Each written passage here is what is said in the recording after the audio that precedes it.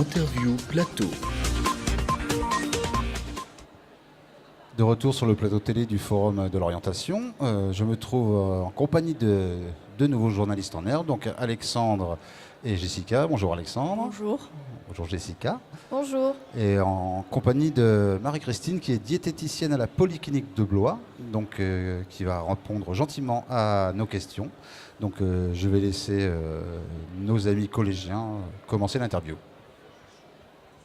Bonjour. Bonjour. En quoi consiste votre métier ?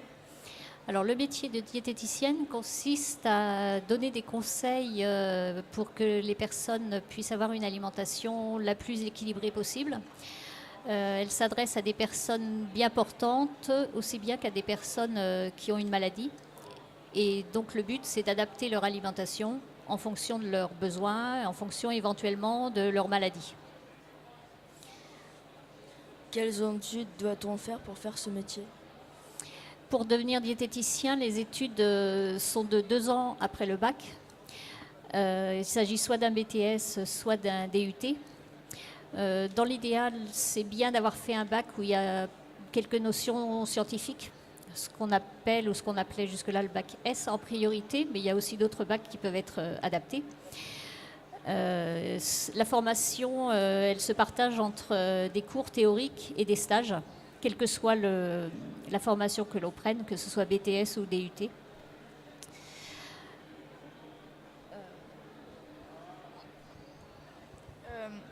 Quelles sont vos horaires ?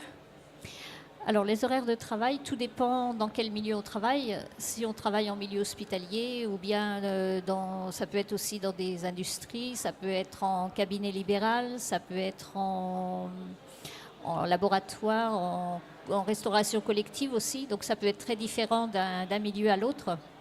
En milieu hospitalier, c'est souvent du lundi au vendredi, voire parfois le samedi selon les établissements.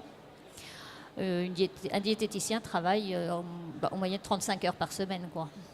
Quand vous parlez d'entreprise, ça veut dire qu'il y a des diététiciens qui peuvent être embauchés par des sociétés pour... Il existe des postes en restauration collective, par exemple. Après, ça peut être des interventions ponctuelles en entreprise, par exemple, établir des menus. Ça fait aussi partie du travail de diététicien. Dans les entreprises, les laboratoires, entreprises agroalimentaires, laboratoires pharmaceutiques, ça existe aussi. Quelles sont les qualités requises pour exercer ce métier ?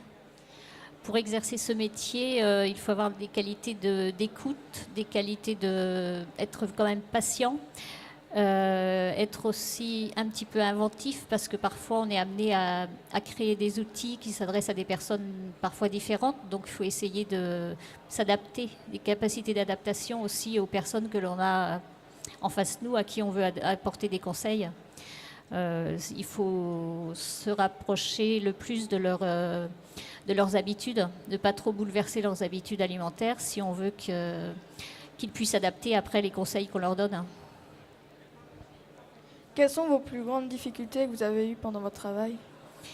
Donc les difficultés, justement, c'est de savoir que l'on s'adresse à des personnes différentes à chaque fois et qui n'ont pas forcément les mêmes capacités à enregistrer les conseils qu'on leur donne. Donc parfois, il faut savoir répéter les conseils que l'on donne. Et puis modifier en fait le moins possible leurs habitudes pour qu'ils puissent justement mettre en pratique ce qu'on leur a expliqué. Quels sont les avantages et les inconvénients de votre métier ? Les avantages, ça peut être justement d'exercer auprès de personnes différentes. C'est aussi de travailler en collaboration avec d'autres professionnels. Si c'est dans le milieu médical, ce sera avec des médecins, des infirmières, des aides-soignantes. Si c'est en restauration collective, il y a tout le côté cuisinier, gestionnaire, avec qui on travaille aussi. Après, ça peut être au niveau prévention, intervenir dans des établissements scolaires, dans des collectivités. Donc on rencontre des personnes très différentes en fait. C'est vous qui avez fait le choix d'intervenir en milieu hospitalier plutôt qu'en cabinet ou en entreprise ? Oui, c'était un choix personnel. Oui, tout à fait, oui. Après, parfois, dans les premières années, on est obligé de prendre les postes qui se libèrent parce qu'il n'y a pas forcément énormément de postes libres dans ce domaine. Mais après, la plupart se spécialisent dans ce qui leur convient le mieux au niveau personnalité, en fait. Vous travaillez souvent seul ou en équipe?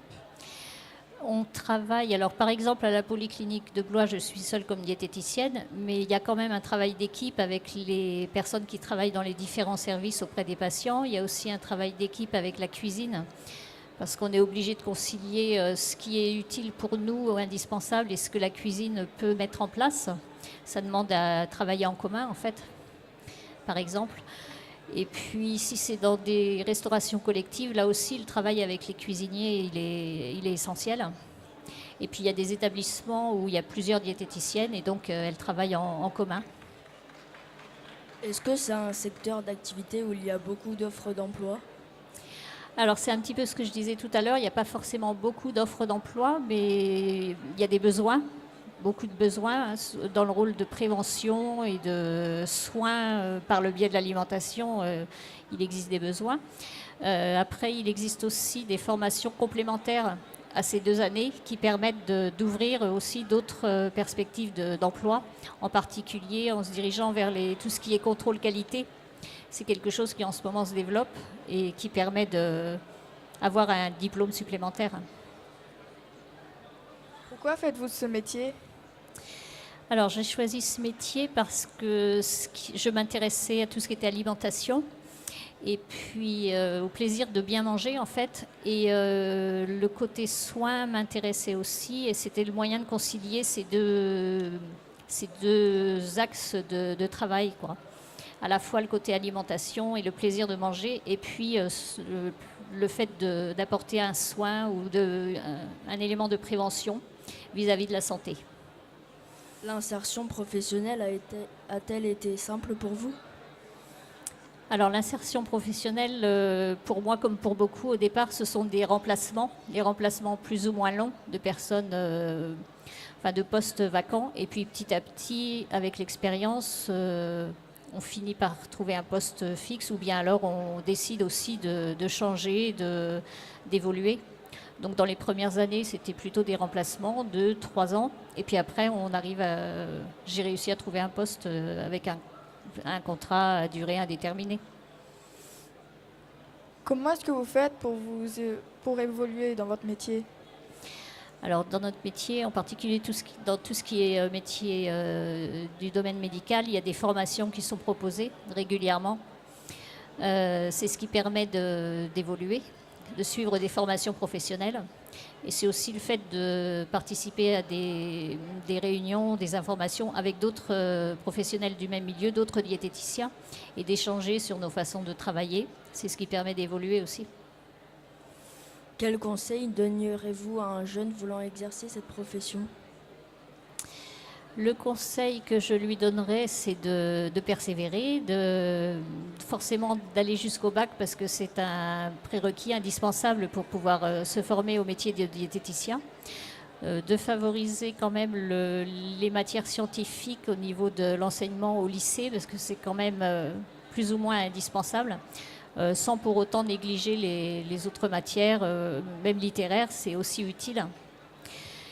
Et puis de s'accrocher, et il n'y a pas de raison de ne pas y arriver.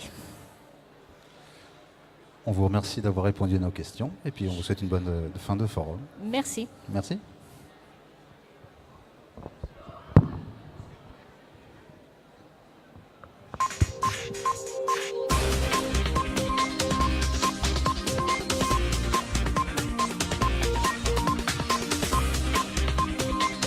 L'interview plateau.